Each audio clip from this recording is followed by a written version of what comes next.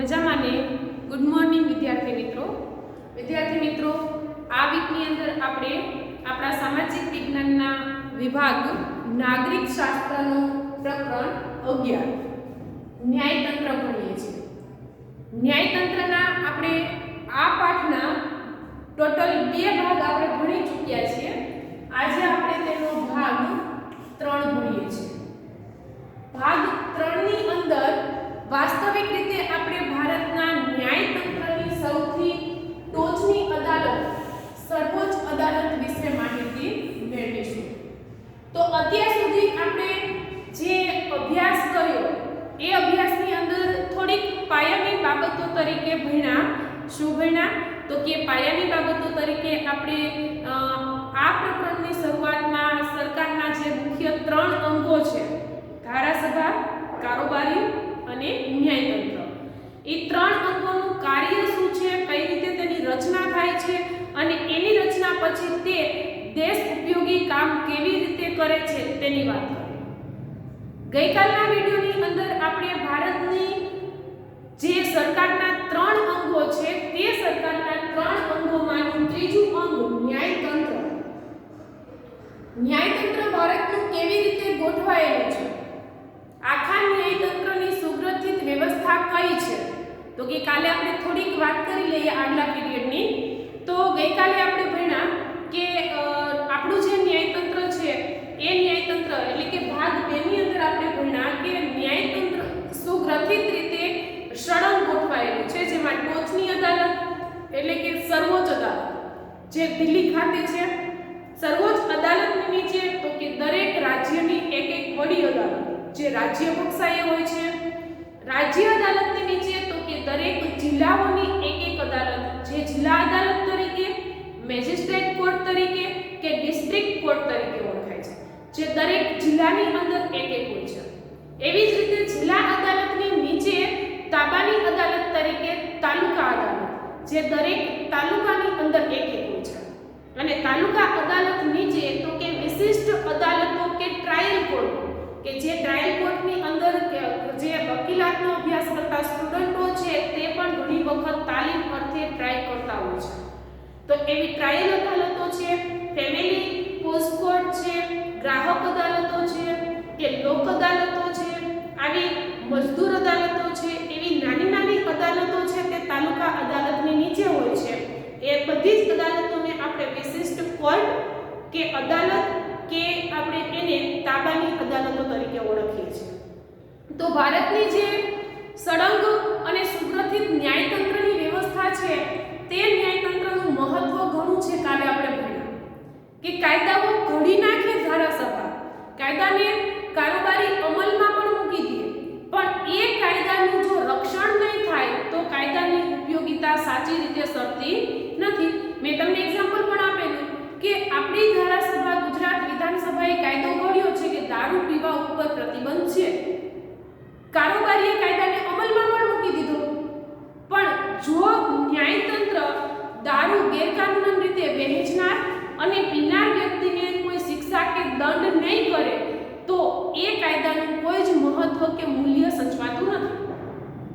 તો કાયદાનું રક્ષણ કરવા માટે ન્યાયતંત્ર ખૂબ જ મહત્વની એક અંગ સાબિત થાય છે, અને એ ન્યાયતંત્રની જે સ્વતંત્રતા છે કે જે કારોબારી અને ધારાસભાથી પર છે, એટલે કે ન્યાયતંત્રની અંદર જનાર વ્યક્તિ પછી રાષ્ટ્રપતિ હોય અને કોઈ ગેરકાનૂની વર્તન કર્યું છે તો તે પણ ગુનેગાર છે, ન્યાયાધીશ રાષ્ટ્રપતિને પણ શિક્ષા કરી શકે છે। આવી એમની જે સ્વતંત્રતા છે તે કાયદાના વધુ રક્ષણને પ્રોત્સાહિત કરે છે। એટલે ન્યાયતંત્ર અન્ય અંગોથી પર છે ત્યાં સુધીની આપણે ગઈકાલે વાત કરી। હવે આપણી જે ન્યાયતંત્રની સુગ્રથિત વ્યવસ્થા છે એમાં ટોચની અદાલત એટલે સર્વોચ્ચ અદાલત જેને આપણે સુપ્રીમ કોર્ટ તરીકે પણ ઓળખીએ છીએ। સુપ્રીમ કોર્ટ સમગ્ર દેશમાં એક જ હોય છે, જે ટોચની અદાલત તરીકે ઓળખાય છે। આપણા દેશની સુપ્રીમ કોર્ટ એટલે કે સર્વોચ્ચ અદાલત રાજધાની પ્રદેશ દિલ્હી ખાતે છે, દિલ્હીની અંદર આવેલી છે। સર્વોચ્ચ અદાલતની રચના કઈ રીતે થાય છે એની આપણે વાત કરીએ તો સર્વોચ્ચ અદાલત દેશની ટોચની અદાલત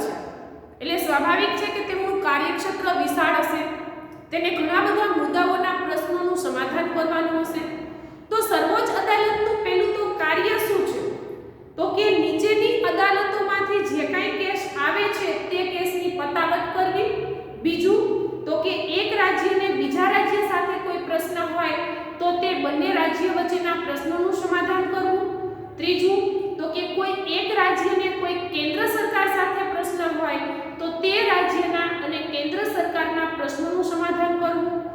ચોથું તો કે એકથી વધુ રાજ્યોના કોઈ પ્રશ્ન હોય તો તેનું સમાધાન કરવાનું કાર્ય છે તે આપણી સર્વોચ્ચ અદાલત કરે છે.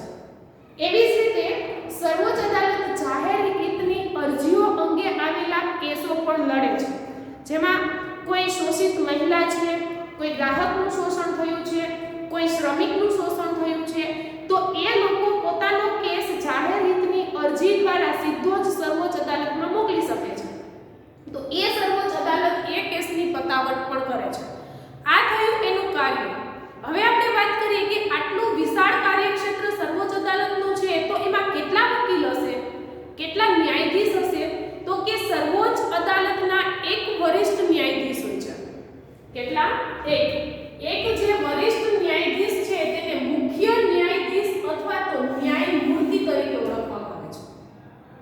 વરિષ્ઠ ન્યાયાધીશ અને મુખ્ય ન્યાયાધીશ એ ઉપરાંત બીજા 28 અન્ય ન્યાયાધીશો હોય છે. આમ ટોટલ ગણીએ તો સર્વોચ્ચ અદાલતની અંદર 29 ન્યાયાધીશ છે.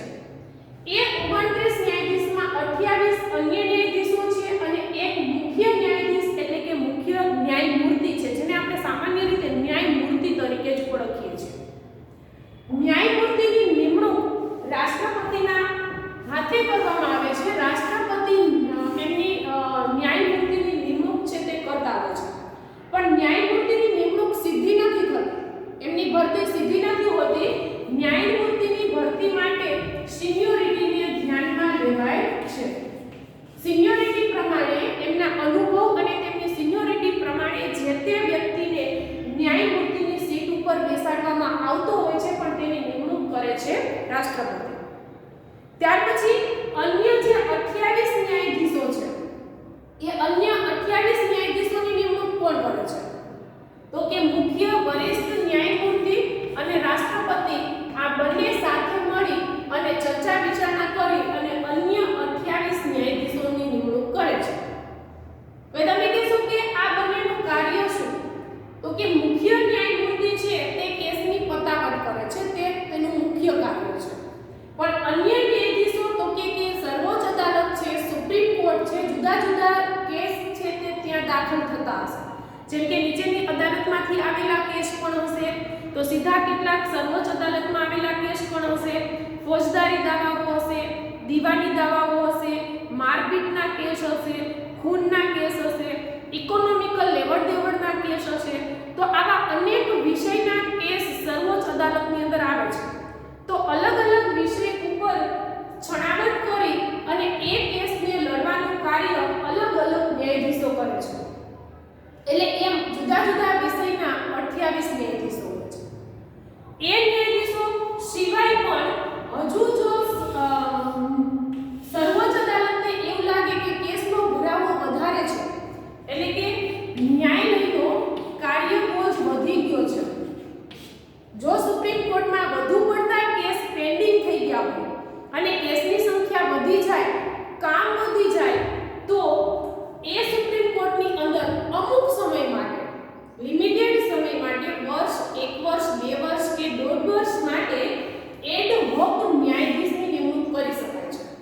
પણ આ એડ હોક ન્યાયાધીશ કાયમી હોતા નથી. જેવો કોર્ટનો કાર્યબોજ ઓછો થઈ જશે એટલે એડ હોક ન્યાયાધીશ છે તે છૂટા થઈ જશે. એટલે આમ ટોટલ ગણીએ તો એક મુખ્ય ન્યાયમૂર્તિ, 28 અલગ અલગ વિષયના અન્ય ન્યાયાધીશો અને જો કાર્યબોજ વધી જાય તો એડ હોક ન્યાયાધીશની નિમણૂક પણ સર્વોચ્ચ અદાલતમાં કરી શકાય છે. પણ એ બધા જ ન્યાયાધીશોની નિમણૂક કરવા માટે રાષ્ટ્રપતિની મંજૂરી જરૂરી બને છે. ખાસ તો મુખ્ય ન્યાયમૂર્તિની નિમણૂક રાષ્ટ્રપતિના હાથે થાય છે. બીજું, રાષ્ટ્રપતિ અને મુખ્ય ન્યાયાધીશ સાથે મળી અને અન્ય ન્યાયાધીશો અને એડ હોક ન્યાયાધીશોની નિમણૂક કરે છે. હવે આપણે વાત કરીએ કે સર્વોચ્ચ અદાલતના ન્યાયાધીશ બનવું હોય તો તેમની લાયકાત શું છે? સર્વોચ્ચ અદાલતના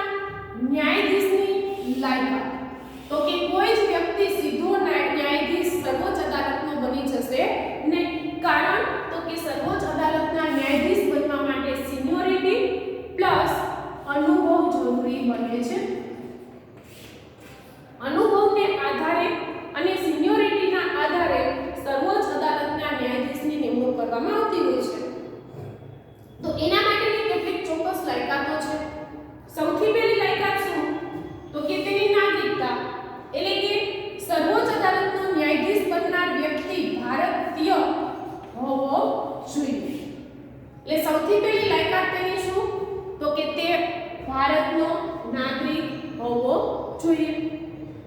બીજી લાયકાત તેનો અનુભવ.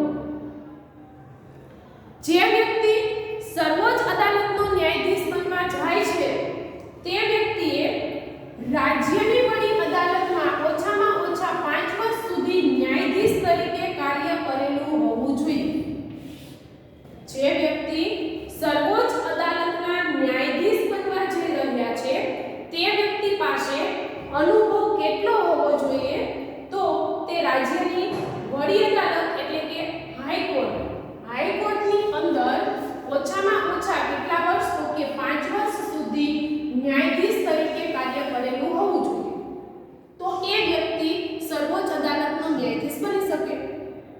જો તેને રાજ્યની વડી અદાલતમાં ન્યાયાધીશ તરીકે કામ નથી કર્યું તો તેમણે રાજ્યની વડી અદાલતમાં ઓછામાં ઓછા 10 વર્ષ સુધી વકીલાત કરેલી હોવી જોઈએ.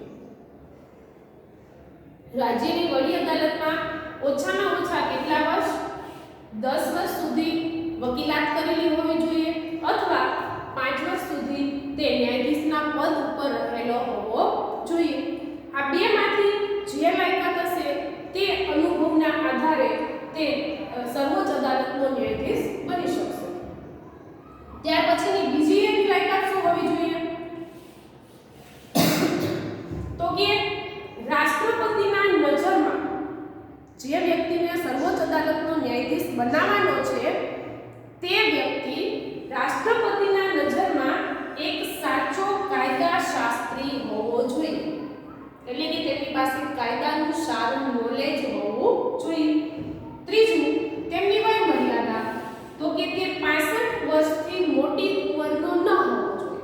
65 વર્ષથી નાની ઉંમરનો કોઈ પણ ઉંમરે હોય તો ચાલે, પણ જે વ્યક્તિને આપણે સર્વોચ્ચ અદાલતનો ન્યાયાધીશ બનાવવાનું છે તે વ્યક્તિ 65 વર્ષથી મોટી ઉંમરનો હોવો જોઈએ નહીં. કેટલી લાયકાતો છે? તો કે 4 થી 5. એક તો તેની નાગરિકતા એટલે તે ભારતીય નાગરિક હોવો જોઈએ. બીજું, તે 65 વર્ષથી મોટી ઉંમરનો હોવો જોઈએ નહીં. ત્રીજું, તો કે તે એક સારો અને પ્રબળ કાયદાશાસ્ત્રી હોવો જોઈએ. ચોથું, એમની સિનિયોરિટી અનુભવ કેટલો હોવો જોઈએ? તો કે વડી અદાલતના ન્યાયાધીશ તરીકે 5 વર્ષ કામ કરેલું હોવું જોઈએ અથવા વડી અદાલતની અંદર ઓછામાં ઓછા 10 વર્ષ સુધી વકીલાત કરેલી હોવી જોઈએ. આટલી લાયકાત ધરાવતો કોઈ પણ વ્યક્તિ સર્વોચ્ચ અદાલતનો ન્યાયાધીશ બનવાને લાયક ગણાય છે. પણ એમાંથી રાષ્ટ્રપતિ જેની નિમણૂક કરે છે એ વ્યક્તિ સર્વોચ્ચ અદાલતના મુખ્ય ન્યાયમૂર્તિ અથવા સર્વોચ્ચ અદાલતના ન્યાયાધીશ બને છે. આટલું સમજી લીધા પછી સર્વોચ્ચ અદાલતના ન્યાયાધીશની સમય અવધિ કેટલા સમય સુધી તે કામ કરી શકે છે? તો કે જ્યાં સુધી તે 65 વર્ષની ઉંમરનો થાય છે ત્યાં સુધી. કાયદેસર રીતે સર્વોચ્ચ અદાલતના ન્યાયાધીશની નિવૃત્તિ વય 65 વર્ષ છે. 65 વર્ષની ઉંમર થાય એટલે સર્વોચ્ચ અદાલતના ન્યાયાધીશે કાયદેસર રીતે નિવૃત્ત થઈ જવું પડે છે. એટલે જ્યાં સુધી તે 65 વર્ષનો છે ત્યાં સુધી તે કાયદેસર રીતે સર્વોચ્ચ અદાલતના ન્યાયાધીશ તરીકે કામ કરી શકશે. એક વખત તે નિવૃત્ત થઈ ગયા પછી સર્વોચ્ચ અદાલતના ન્યાયાધીશ નિવૃત્ત થઈ જાય પછી તે કોઈ પણ અદાલતમાં વકીલાત કે જજપણું કરી શકતો નથી. એ નીચેની કોઈ જ અદાલતમાં વકીલાત નહીં કરી શકે કે જજપણું નહીં કરી શકે, સિવાય કે રાષ્ટ્રપતિને ક્યાંય મૂંઝવણ જણાય તો તે કાયદાકીય સલાહ માંગે તો તે સલાહ આપી શકે છે, પરંતુ કાયદેસર રીતે તે અન્ય અદાલતમાં વકીલાત કરી શકતો નથી. બીજું, કેટલાક સર્વોચ્ચ અદાલતના ન્યાયાધીશને એવું લાગે કે એની ઉંમર હજુ 65 વર્ષની નથી થઈ, પણ તે કામ કરવા માટે સક્ષમ નથી, શારીરિક રીતે અશક્ત થઈ ગયો છે, બીમાર છે, માટે તે હવે સર્વોચ્ચ અદાલતના ન્યાયાધીશ તરીકે કામ કરવા ઈચ્છતો નથી, તો એ ન્યાયાધીશ સ્વૈચ્છિક નિવૃત્તિ લઈ શકે છે. પોતાની ઈચ્છાએ નિવૃત્તિ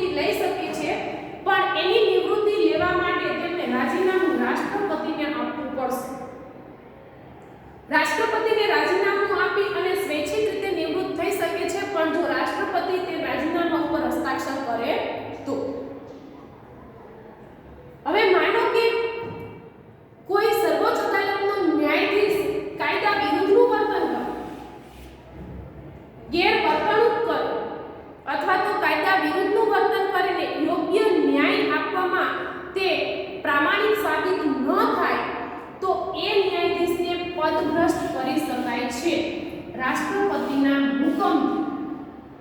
પણ એને પદભ્રષ્ટ કરવા માટે એક પ્રોસેસ કરવી પડે છે, એક પ્રક્રિયા કરવી પડે છે, જે પ્રક્રિયાને મહાઅભિયોગ તરીકે ઓળખવામાં આવે છે.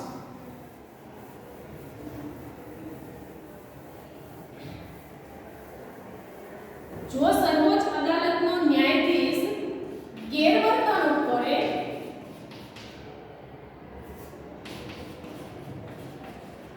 તો તેને પદભ્રષ્ટ કરી શકાય છે, પણ એ પદભ્રષ્ટ કરવા માટે મહાઅભિયોગ ચલાવવો પડે છે. મહાઅભિયોગ શું છે? તો કે મહાઅભિયોગ ચલાવવા માટે એક સંસદની પ્રક્રિયા છે.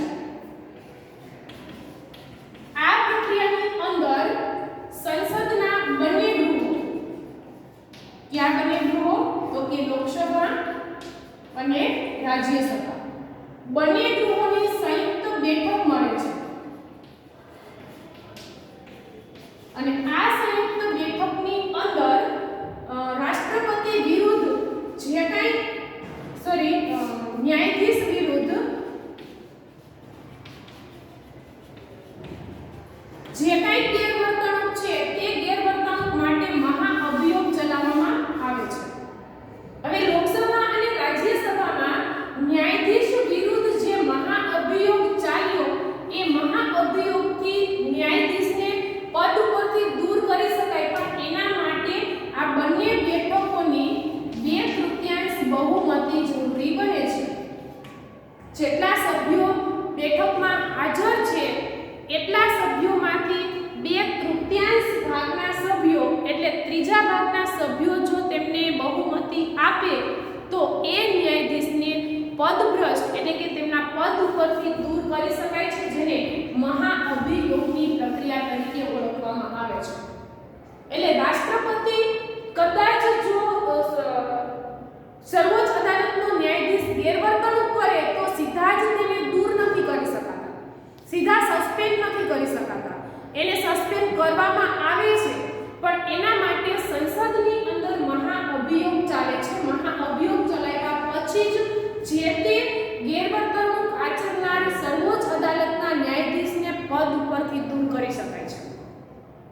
અને એક વખત તે પદભ્રષ્ટ થઈ ગયા પછી તે કોઈ જ અદાલતમાં વકીલાત કરી શકતો નથી કે ન્યાયાધીશ તરીકે કામ કરી શકતો નથી. પણ જ્યારે મહાઅભિયોગ ચાલે છે ત્યારે ન્યાયાધીશ પોતાના બચાવ માટે દલીલ કરી શકે છે અથવા તો પુરાવા વ્યક્ત કરી શકે છે. સંસદની અંદર ન્યાયાધીશ વિરુદ્ધ જો મહાઅભિયોગ ચાલતો હશે તો ન્યાયાધીશ પોતે નિર્દોષ છે, પોતાની નિર્દોષતાને સાબિત કરવા માટે તે સંસદની અંદર સાક્ષી પુરાવા રજૂ કરી શકશે. જો ન્યાયાધીશ ખરેખર નિર્દોષ હશે તો મહાઅભિયોગમાં 2/3 બહુમતી મળશે નહીં, અને 2/3 બહુમતી નહીં મળે તો તેને પદભ્રષ્ટ નહીં કરી શકાય.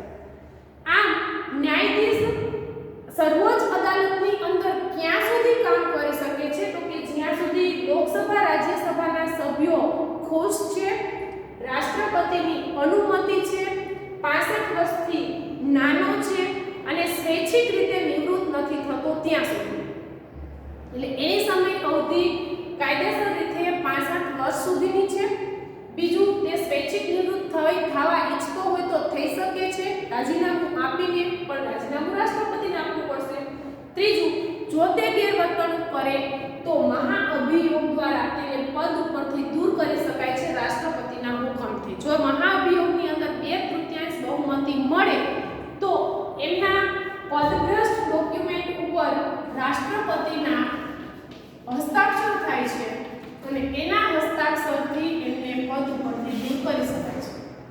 તો વિદ્યાર્થી મિત્રો, અત્યારે આપણે સર્વોચ્ચ અદાલતની રચના કઈ રીતે થાય છે, સર્વોચ્ચ અદાલતમાં કેટલા ન્યાયાધીશો હોય છે, તેની નિમણૂક કોણ કરે છે, ન્યાયાધીશની લાયકાત શું હોવી જોઈએ, તેની સિનિયોરિટી કેટલી હોવી જોઈએ અને એ ન્યાયાધીશ કેટલા સમય સુધી સર્વોચ્ચ અદાલતની અંદર કામ કરી શકે છે, તેમની સમય અવધિ, આટલા મુદ્દાની વાત કરી.